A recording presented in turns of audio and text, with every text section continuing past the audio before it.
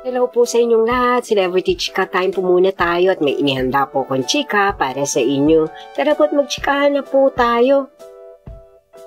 Asia's multimedia star na si Alden Richards nagbigay ng mensahe sa isang aktres ng GMA kahit nasa Canada na po ito. Yes, mga maka-celebrity chika time, naglaan nga po ng panahon at oras si Alden para sa aktres po na ito. At yan, ichichika ko po sa inyo mga maka-celebrity chika time. And of course, bago po tayo dumako riyan, ay nais ko po munang batiin mga timbahay, team abroad at mga seniors natin dyan. Shout out po sa inyong lahat at happy Monday po. Kasalukuyan na nga pong nasa Canada si Alden Richards para sa shooting ng kanyang upcoming movie na Hello Love Again. Yes po, ito po ang pinagkakaabalahan ngayon ng Asia's multimedia star.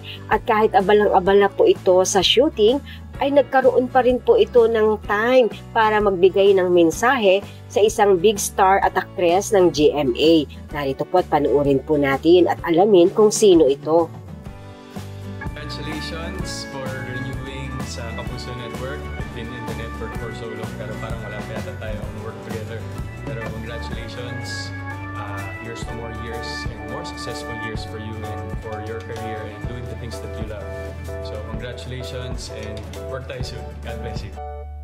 Ayan nga po, nagbigay po ng mensahe ang Asia's multimedia star na si Alden Richards kay Miss Heart Evangelista dahil nag-renew po ito ng kontrata sa kanilang management ang GMA Network.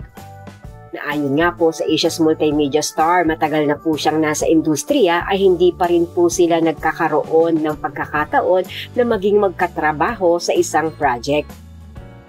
Si Miss Heart Evangelista ay very supported po sa lahat ng project na meron kay Alden Richards. Yan po ang aking chika updates for today. Salamat po sa inyong panunood. Huwag po kalimutang mag-subscribe. Pwede po mag-comment sa ibaba. Basta't wag lamang po harsh o nakakasakit sa isa't isa. Salamat po muli. Spread love, not hate.